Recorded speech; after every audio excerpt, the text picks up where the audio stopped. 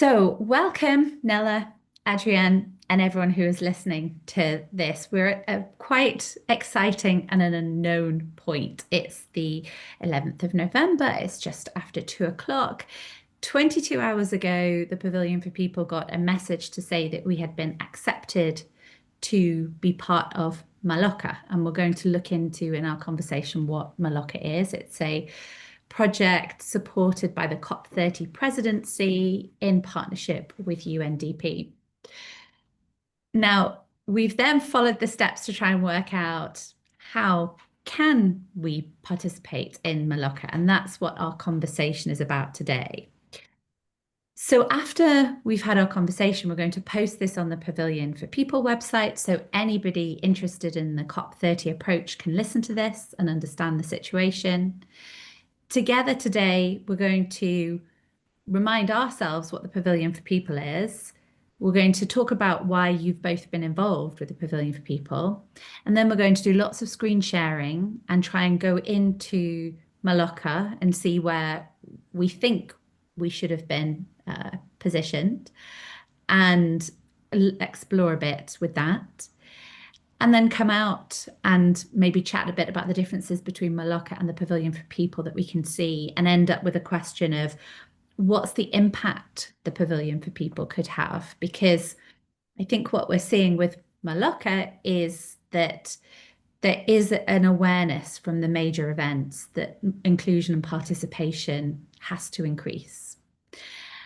But the big question is, how is that done best? Is it better if innovators do it in a messy, innovative way? Or is our current experience of having been accepted into it, but not knowing how to do it, a symptom of a big organization having to control and manage everything? I should also note that about a month ago, we had to fill in a lot of forms to apply to be part of Maloca. So the first thing is that somebody is checking those forms and saying, yes, we think this should be added. So before we share the film to introduce everyone to the Pavilion for People, Nella and Adrienne, would you like to just introduce yourselves very briefly?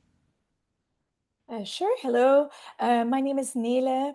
I am based in Copenhagen, representing Brussels Capital Region in Denmark. I am responsible for supporting and giving support to Brussels-based companies to export worldwide. In my case, to Denmark, and to bring businesses to Brussels. Thank you, Nella and Adrienne. And hello, I'm Adrienne. I'm representing Climate Babes. We are a group of 3 creative professionals who decided to join forces, and we want to bring people closer to climate action with lightness, openness, and no judgment.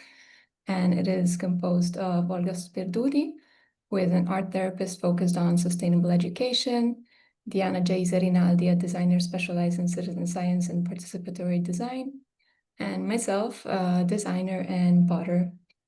And we got involved in Pavilion for People through Outbe. Yeah, thank That's you. fantastic. And we're also representing the voice of a grassroots initiative, which is gastroforestry.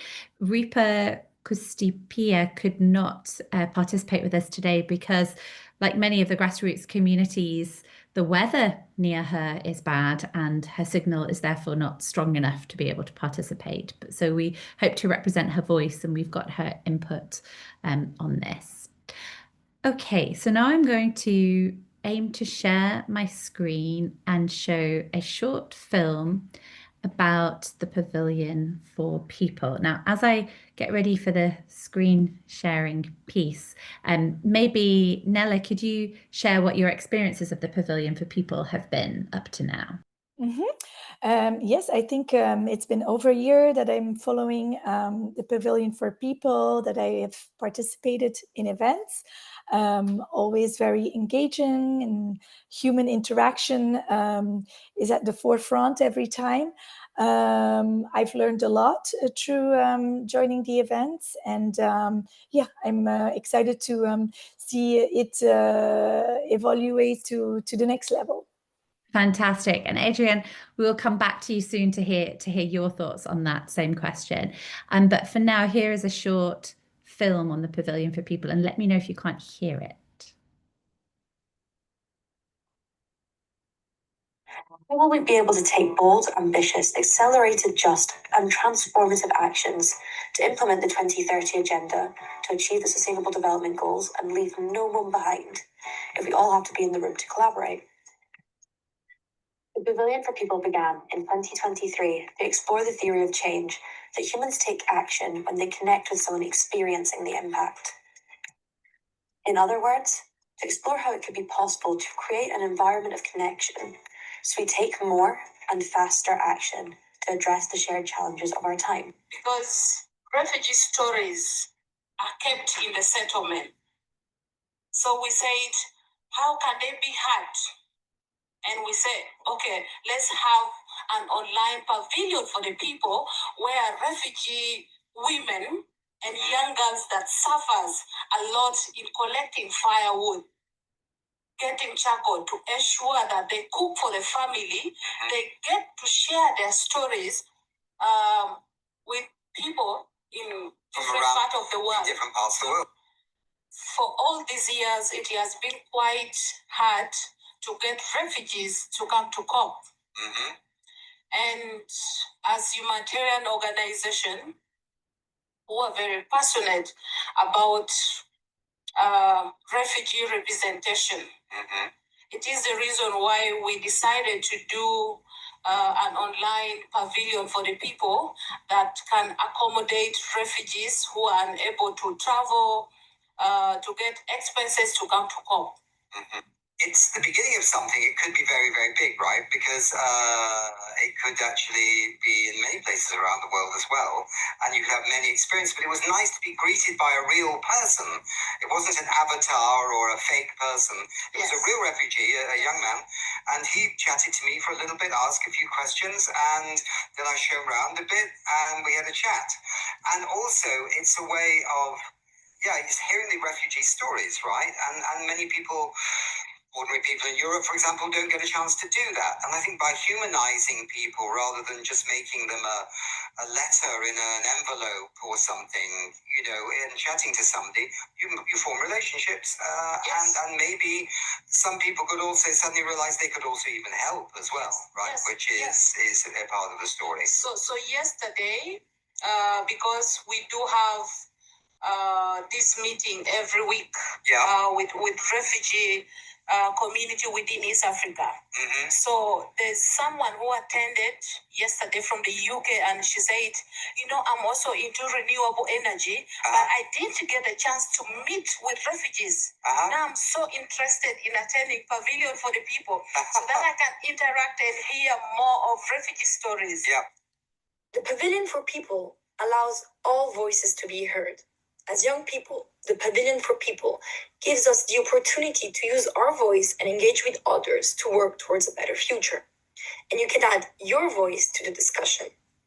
We hope that this effort will influence policymakers and decision makers on the best route to take to enhance our planet. Everyone has a story to share about the impact of climate change on their lives, homes, families, careers.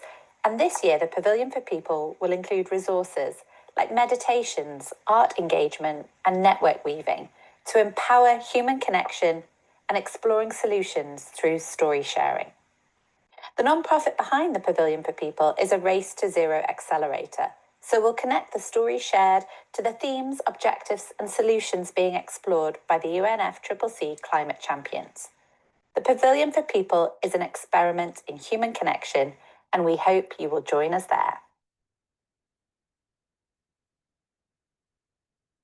So that was an introduction into the Pavilion for People, and I'm just going to take us to the website to show us around. And as I do that, Adrian, would you like to share what your experience with the Pavilion for People has been? Yeah, sure. So exactly, just as it was also said in the videos, I found that it was great how it gave access to more people from around the world for us to interact.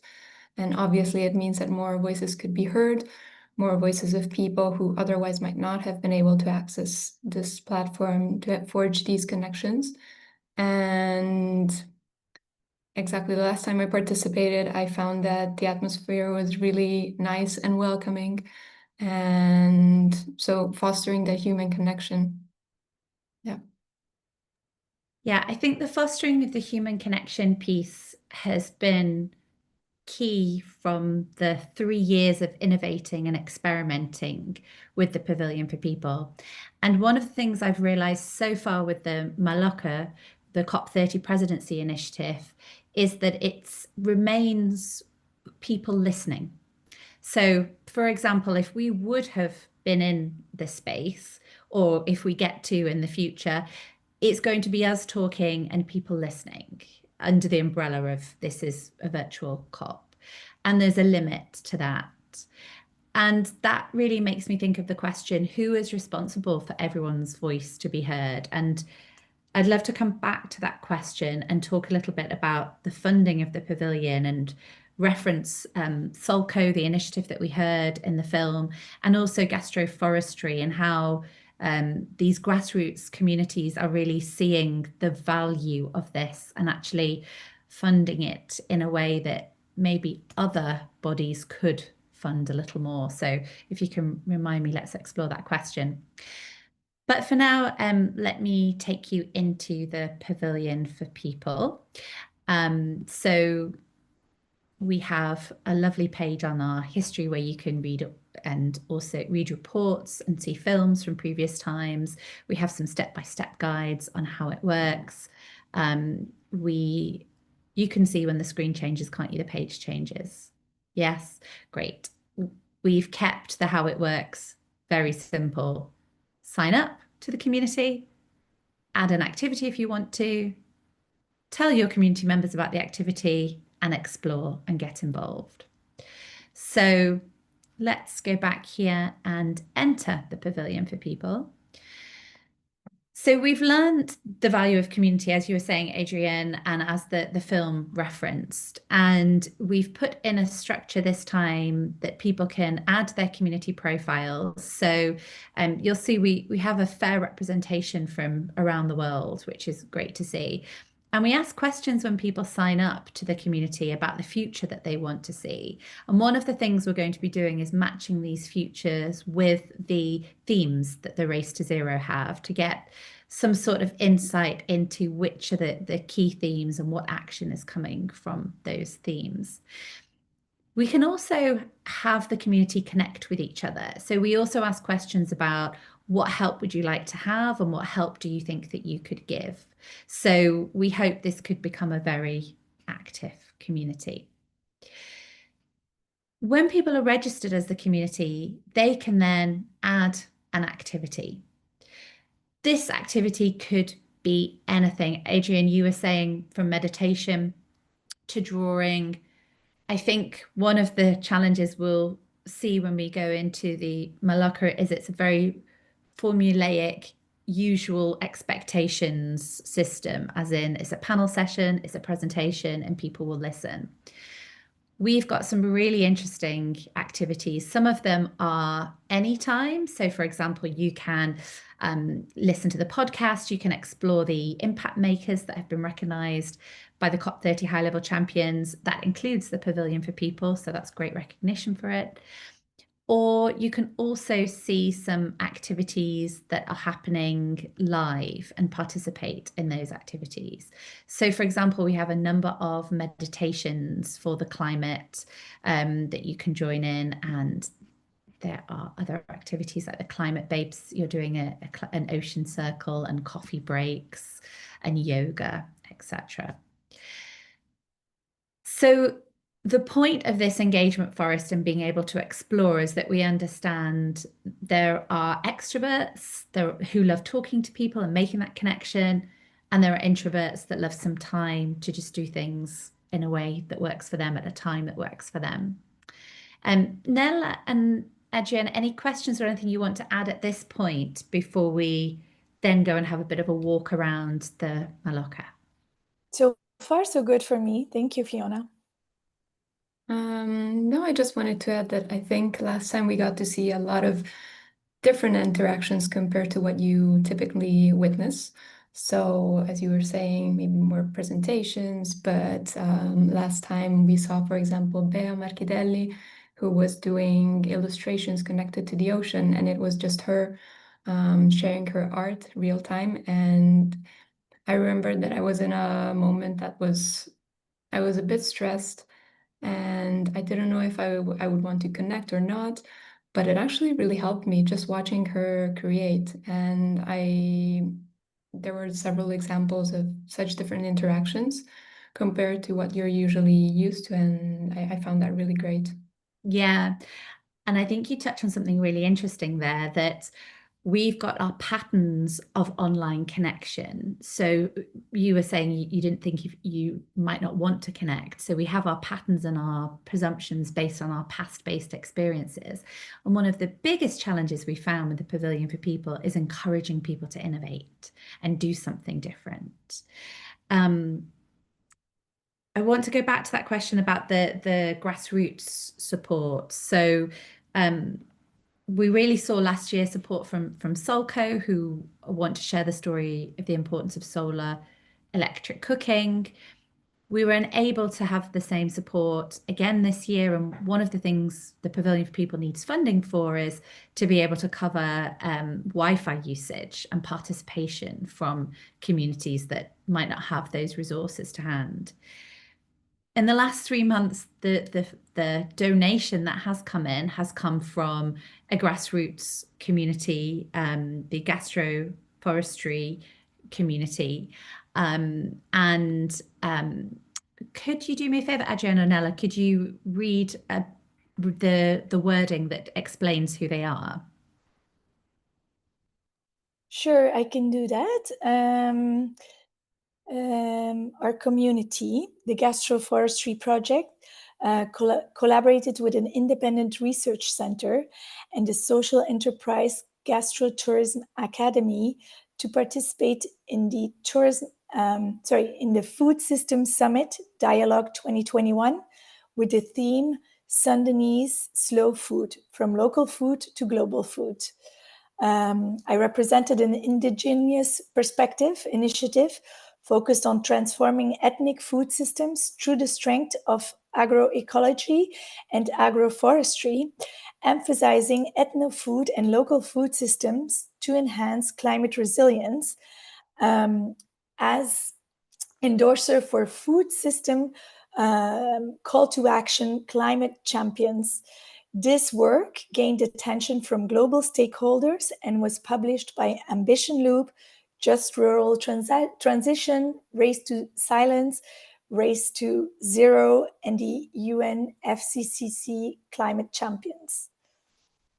That's excellent. Thank you. So we can see that's a grassroots that's focused on food and agriculture that has seen the pavilion and really appreciated the opportunity it gives them and have actually contributed funding. Now, the funding we received from them, we spent immediately on engaging with the Philippine community who are actually experiencing a typhoon right now, so that they could have an engagement within the Pavilion for People where they're literally taking people around with their camera, explaining this is where we are, this is where we live, this is what's happened with the typhoon. And it's constant experiments in the human to human connection that we are really trying to bring in the Pavilion for People. So now let's go over to the Maloca, and I'm still learning what this is. So within the last 24 hours, we got access to be able to log in to this and to see these different items that have been added to the agenda. So I presume all of these were submitted a month ago, and then they were passed by the board that review the submission, and then they go into the agenda. And I think this is where we should be, but for whatever reason, I can't find where we are on the agenda. But let's maybe have a look at something that might be happening now and see if we can join that. So we can see we've got the event title, we've got the website of the people leading the event, the work stream, capacity building. We have a chat bot here who I chatted to earlier to say, oh, we're not sure where we're meant to be. And the chatbot suggested I go to the help desk physically at the event. So then I had to say, we're in the online space. So it then gave me an email, and I've sent an email to see when is our presentation. So now it's saying that we don't have access to this. So maybe I need to log in again. So let me just see if I can log in. Anything that either of you want to share while I'm doing the login process?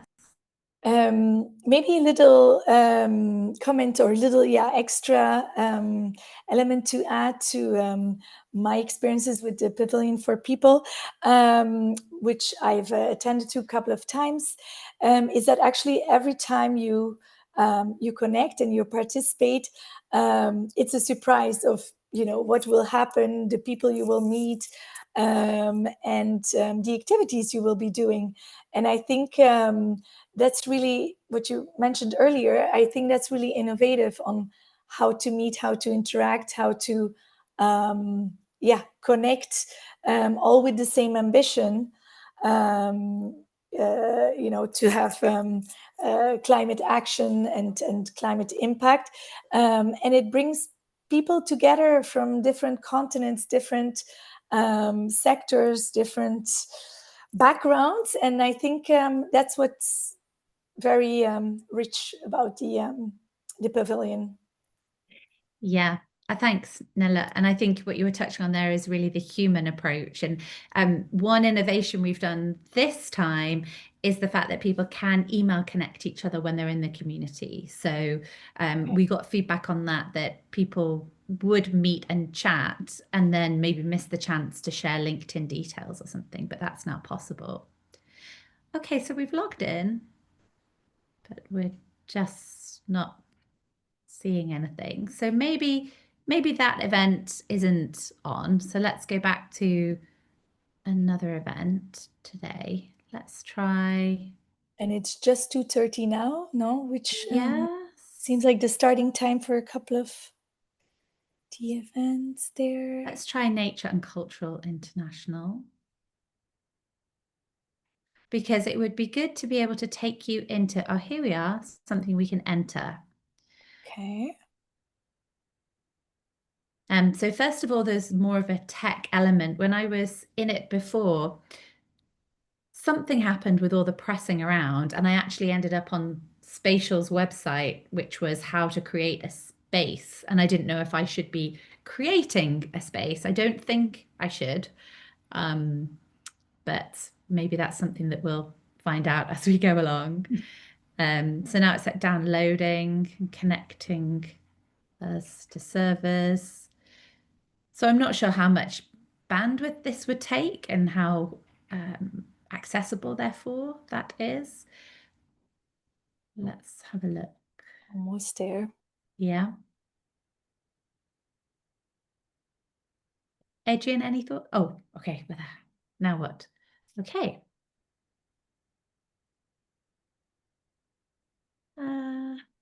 Something came up. Did you see it? And now it's gone to a black screen. Yeah, no, I actually saw just a black screen. Oh, there was like a flash, a little flash of blue. And then, oh, there we here go. we are. So we're in a room. We've got some guidance here for like space bar shifting, WASD, the power of communication, overcoming nervousness. I'm pressing W. Okay. Oh, maybe I need to press W on my laptop. Okay, I'm just okay. Now I'm sitting. Okay. I'm pressing space bar and shift and hold and shift to run. I'm not actually sure what the hold button is on my, I'll try command and shift. Move is W. I'm pressing W. Oh, okay, I'm walking, I guess. W, that was. A. S. Did I do anything for S? Okay, yeah, I turned around and D. I mean, this is quite interesting from a game perspective, but I'm not sure what I'm learning. I'm guessing, yeah, with the WASD is just left, right, back, and front, I'm guessing. Maybe I'm doing Seven. a scan of the room here just by like dragging the screen. Okay. So we've got a logo of something there. Wonder if I can double click to have us move out of the room. Into the next phase, yeah. No. So it looks like we're in a metaverse room, if you would call this metaverse. No one else is here, Mm. and I'm True. not sure what the content is. Mm-hmm. And the arrows left and right, no, that doesn't do anything. I'm pressing right now, but it's saying click or drag to change the camera, which is what we were doing. We were managing to do that to go around. Is it possible to access the next room? Like, does that actually Another room? change? I don't know. I don't know. I'm trying to sort of double click. Oh, it's showing here that we're the only people in the room at the top, but I don't think I can. No, I'm pressing forward, but I think there might be an imaginary force field that's keeping us in the room. And there's a type a message, so I guess this goes to the group if there were a group in the room. Shall we see if there's another event we want to go to? Yeah. I don't know Mhm. how There are how do you participants think we there, get? perhaps? Yeah, how can we get out of this room? So here's some details about the room, filming tools. Maybe we just go backwards. Okay, dare we try the United States Conference of Catholic Bishops? Sure, that's also the good time of now. Yeah.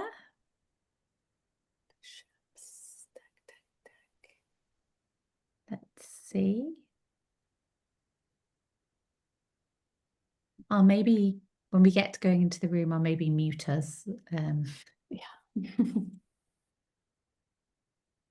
While it's loading, any thoughts? So Adrian, any thoughts? Yeah, regarding the website, like compared to, I've seen a lot of change in the website and like compared to a few months ago.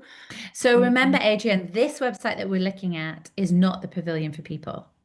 So this website that we're looking at right now is the COP. Not this one, the one for Pavilion for People. Ah, okay, So okay, great. I remember how it was quite different. Yes, I should have mentioned that. I'm referencing that. It was quite different, and I do like that you can see the profiles, the way you can see the profiles of the different people, and yeah, connect with them. Yeah. So I think that is really great. It's also very clear now. I think able to move around it. And we're very much innovating every time we gather groups together, like the grassroots groups. So we're now in another room that doesn't have anyone else in it or anything on the screens. So it's leaving me thinking there's an agenda, but there's nothing happening behind the agenda. And also thinking that maybe there's been a lot of time spent on creating this lovely metaverse. So let's move away from, again, this is the world that's been created by the COP presidency in partnership with UNDP. Let's maybe move away from this now and go back to talking about the Pavilion for People and really exploring what the future for that could be. Nella, you're representing business. Why do you think businesses would be interested in the Pavilion for People? Because clearly what we're seeing is it's a grassroots human to human connection. And maybe people might think that businesses would rather just do a presentation from the stage with everybody just listening to them. But what are your thoughts? I believe that it's the pavilion could permit businesses, maybe the smaller businesses that usually wouldn't have the budget and the means to travel to COP, to participate, to exchange, to network through the pavilion for people. I think it would be definitely interesting to test with companies and maybe meet them on forehand, see what their needs are, what they are looking for. But I'm thinking of like a typical case could be like a smaller size, let's even say a startup working on committed on making a sustainable transition action that has a solution that could be used worldwide, and to give that kind of startup some visibility. This, I think, could be one of the ideas of how it could, it could be beneficial for smaller companies. Yeah, you can imagine many SMEs using the pavilion right now to say, here's a solution that we think we have, or business networks using it as well. Yeah. And Etienne, what about you? What would you hope for the future?